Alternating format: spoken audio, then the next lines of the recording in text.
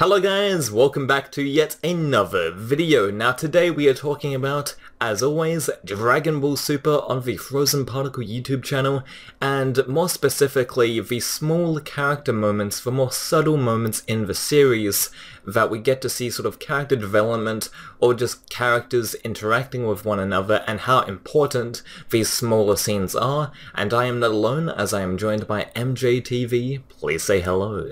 Hello guys, I'm back. Thank you for having me on the channel once again. Nathan, how are you? I'm doing good, I'm doing good. How about yourself? I'm doing good, man. Just got a chub in the tub. What's going on, brother? Well, nothing much. We're just here to talk about Dragon Ball, man. So, the first scene I would like to talk about in particular, about why these moments, these small sort of character moments, not necessarily the slice of life episodes, but sort of these small mini character moments, why they're so important. The first one I want to talk about is Vegeta catching Goku from the sky. I think that's a extremely crucial character moment. It lasts about a couple of seconds, but it's really crucial.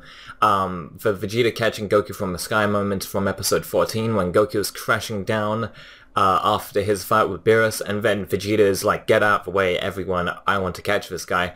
And that sort of shows a level of respect with Vegeta towards Goku, and this respect was sort of, sort of continued throughout the Super anime and also the end of Z, how they just sort of learn to be not necessarily friends, but at least friendly to one another. You know, the rivalry sort of stops in the end of Z, in my opinion at least. I know there's a bunch of interpretations about Vegeta's characterization throughout the 10-year gap and the end of Z. In my opinion, that Vegeta actually stops the rivalry and he just doesn't care anymore. And this is one of the signs that point to it, is Vegeta catching Goku just out of a sign of respect. I mean, I don't think Goku would fucking die if he just fell and crashed to the ground, but Vegeta catching him is just a sign of, hey, I sort of kind of care for you and we're sort of kind of tight, you know? But I do have a character moment that it's not as, I guess I would say, as symbolic as that or as important as that, but it is something that caught my attention, and it's something that I did mention in my reviews when I was covering Super when it was airing, and that was Master Roshi, or Muten Roshi, and Beerus. Now, Muten Roshi had a whole episode dedicated to himself, 105. And when I say a whole episode dedicated to himself, I mean a whole episode dedicated to himself, all hell, the original master, and with Muten Roshi, if you're somebody who, and I'm not trying to single you out or, be mean or anything, if you're somebody who has just watched, Z and then obviously Super, or just somebody who started with Super, who went on to the, the wave, you really have to go back and watch Dragon Ball. Roshi was a very important core character to the story. He was what you would call an exposition character through a lot of those episodes and all those arcs. He would explain to us a lot of what was going on. He explained not only the lore, but he also explained to us and broke down to us the fights, power scalers out there. He would break down what was going on, with Goku versus Ten Shinhan or Goku versus Piccolo, stuff like that. He was a very core character, and also 21st tournament, you can't disregard that, Goku versus Jackie Chun. But my point here is that he had a whole episode dedicated to himself where he basically mollywopped most of Universe 4 by himself. Now, whether you like that or not, the point there was that you should not disregard Roshi just because he's an elder, just because he's an old man and he broke his limits. And at the end of the day,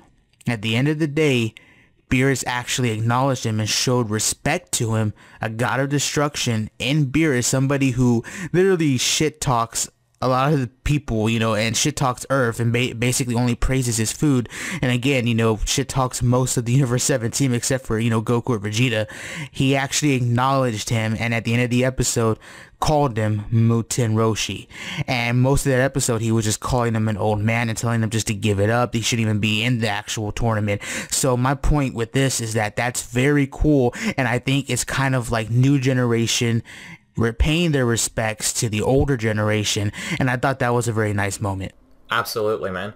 And speaking of Dragon Ball, you know, original Dragon Ball and Roshi, the second character moment that I sort of want to touch on, and you're absolutely right about, like, you shouldn't sort of disrespect the older characters and sort of put them sort of down a peg, like Ten Shinhan, Yamcha to a certain extent. I mean, a lot of people shit on Yamcha, but he's quite a prominent character in the original Dragon Ball anime and manga. Well, Dragon Ball is just one manga in, you know, Japanese. There was no Z manga. But anyway, the second character moment that I want to touch on is Goku reenacting the Grandpa Gohan fight at Baba's palace. And I think this is a really cool scene. It's very subtle, like we're talking about, just very subtle sort of character moments. And it really shows how much Goku cares about life and sort of his friends and his loved ones. Especially in this arc where a lot of the story and a lot of the tension comes from Goku sort of being the catalyst of this tournament, while he just wanted to sort of fight people. He didn't really want people to be erased and all of that stuff. So yeah, the fact is that Goku does care about his friends, and him sort of reenacting the Grandpa Gohan fight just sort of symbolizes that he does care and he does value these memories and these characters, his loved ones. And yeah, he does care for them and he doesn't want them to get hurt, which is also expanded upon in Dragon Ball Super episode 130, how he's like, I'm not a superhero or a, you know, ally to good, no matter you sort of character, but I just care about my friends and I will not let you sort of hurt them. And then he goes and fights Jiren. So that character moment sort of really amplifies that and sort of foreshadows that, and foreshadows the events that we see in episode 130. So yeah.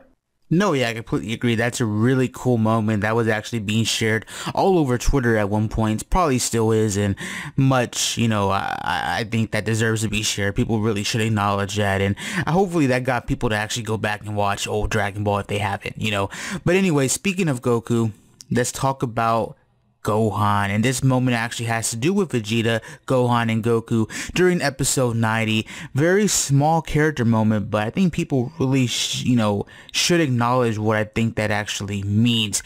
Now, what I'm referring to is Gohan versus Goku in the climax of their battle, to see just how far Gohan has come and how much he's pushed himself beyond his limits. Vegeta is actually sensing the battle from afar at Capsule Corp. He's not actually there to see it, but he is sensing it. And as they're powering up and going for the last blow, Vegeta gets this very quick scene particle, very quick scene particle, but his scene, he just starts to smile, right? Very, you know, old Vegeta smirk, right? And it gets you hype, right? And, you know, the planet shaking, old school Z, you know, you love it, right? And I think this is very cool because of what that means. Gohan has been trying to push himself, you know, to get to this new level of power, to fight in this universal tournament, to save, you know, his loved ones, to get to a new level of power, to aid his father, you know, and to also impress his father and to impress, you know, Piccolo. Vegeta is somebody who has acknowledged the potential within Gohan, and if you actually want to get deep into it, Vegeta is actually one of the few people to acknowledge Gohan's early potential way back on Namek, making note of the Zenkais and making note of the kid's, you know, hidden power way back during the battle with Frieza. So I think the idea of, you know, Vegeta being able to finally sense that hidden power come to the surface and to sense it full force going up against the one true rival of his in Goku, that puts a smile on his face because it's a battle between two Saiyans, you know what I mean? And I thought that was a very cool moment. Very quick, but I think a very cool moment with a lot of meaning behind it, especially if you've been a fan of these three core characters from Z: Gohan, Goku, Vegeta, the three main Saiyans. Yeah, absolutely. And Vegeta smirking also reminds me of the Battle of Gods arc, how when Super Saiyan God Goku was in the, you know, in the water, sort of just having that inner monologue, and then he just shoots up like a rocket, and then Vegeta sort of smirks. That's a really cool scene as well. And absolutely how you talk about Vegeta sort of recognizing Half-Breed's sort of power. That wasn't the first time that Vegeta sort of, as you said, like recognized Half-Breed's power. It goes all the way back to Z, you know, and he's finally seeing it come full, or not seeing it, but he's sensing it, you know what I mean? He's sensing it come full circle with Gohan, you know? Yeah, even in Dragon Ball Z Episode 5, how Nappa and him were talking about Half-Breed Saiyans, and they even say the term Super Saiyan, which, you know, he's not referring to the golden haired transformation, he's just, it was just sort of like a Super Saiyan, like that would make him a Super Saiyan, just sort of as, you know, the super meaning like powerful. Super powerful. Yeah, he's not referring to the transformation, but it's just kind of a quirky thing that he says. And that was when Vegeta had the sort of red hair and the green outfit. That was not, you know, before they recolored him. But anyway, speaking of Vegeta, actually, you bring up a great point about, like, Vegeta sort of reacting to stuff. I think Vegeta has some of the best reactions in the series, actually, in the whole entire franchise. When something happens, Vegeta has the best reactions. And speaking of which, in episode 131, the final penultimate episode of Dragon Ball Super, as far as we know, I mean, they could continue it, but 131, the final episode of Dragon Ball Super, when Goku and Frieza finally team up, the long-awaited team-up that we wanted to see in the Tournament of Power, Vegeta is, like, shaken up about this, and we see, like, 2 seconds of him just, like, shaking, and it was, like, 3 frames of animation, but it just worked so well, and I think that if this was sort of expanded upon, and he, like, had an inner monologue about how, you know, terrible this is and how sort of sacrilegious that is, it would kind of ruin the scene. So the fact that it is sort of a subtle nod to Vegeta and his history with Frieza, just, you know, him sort of shaking up about Goku and Frieza teaming up, a Saiyan teaming up with the catalyst of, you know, destroying planet Vegeta, I think it works rather well. You know, simplicity always works, and I think that in Dragon Ball Super, every arc is sort of paced very quickly, and, you know, while in Z, there are very sort of long arcs, and with plenty of time to flesh out the characters and the character sort of moments to sort of flesh out those moments. But in Super, since there's only 131 episodes, there's not much time to really flesh out these character moments, so these little subtle character moments are extremely important to sort of give us an indicator on what the character is feeling and how this character has developed. I'm not speaking about Vegeta per se, but just in general. So the Vegeta scene where he's just shaking up, he's just like, what the fuck is going on here? It just works really well, you know? Do you have any final thoughts on sort of the subtle character moments in Super and how they sort of compare to Z's character moments or anything like that, man? No, I completely agree, because even with Super's longest arc, the Universe Survival arc doesn't even hold a candle to the longest arc in Z, you know what I mean, as far as episode count goes. I can't even imagine watching the Boo arc in current airing, you know, today on Crunchyroll week to week. Jesus Christ, imagine it, man. Imagine, man, that'd be crazy. But no, I mean, this has been a fun video, man. I guess, what, top 5 subtle character moments? I guess, yeah, I wasn't even meaning to be a top 5, but yeah, okay, I guess I can title it that. It's been fun, man. Thank you for having me on, man. Yeah, all good, man, all good. Hope to see you again. But that is basically it, guys. What are your favorite subtle, sort of smaller character moments in the comment section down below, specifically Super, but, you know, if you want, you can comment your favorite Dragon Ball or Dragon Ball Z character moments. We chose Super as the anime because it is the newest one, it's fresh into our minds, and also it has the most subtle character moments because it's a smaller series, so it has to sort of basically make the character moments smaller because there's not enough time to flesh out all of these characters and their feelings and all, you know, all of that stuff.